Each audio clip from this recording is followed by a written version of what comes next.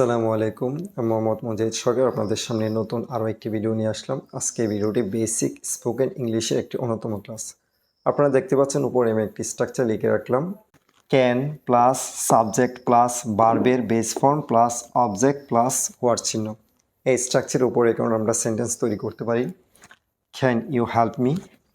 তুমি কি আমাকে সাহায্য করতে পারো? Can you swim in the river? তুমি কি নদীতে সাঁতার কাটতে পারো? Can you speak in English? তুমি কি ইংরেজিতে কথা বলতে পারো? Can you sing a song? তুমি কি একটি গান গাইতে পারো? Can you drive a car? তুমি কি গাড়ি চালাতে পারো? Can you catch fish?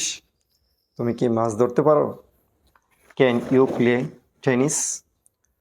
তুমি কি টেনিস খেলতে পারো? একই স্ট্রাকচারের উপরে এখন আমরা নেগেটিভ সেন্টেন্স তৈরি করতে পারি। স্ট্রাকচারটি একটু পরিবর্তন হবে।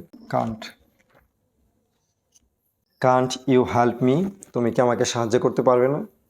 Can't you swim in the river? তুমি কি নদীতে সাঁতার কাটতে পারো না? Can't you speak in English? তুমি কি ইংরেজিতে কথা বলতে পারো না? Can't you sing a song? তুমি কি একটি গান গাইতে পারো না? Can't you drive a car? তুমি কি গাড়ি চালাতে পারো না?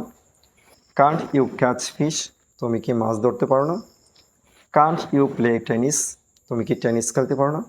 Can't you play football? তুমি কি ফুটবল খেলতে পারো না? Can't you play cricket? তুমি কি ক্রিকেট খেলতে পারো না?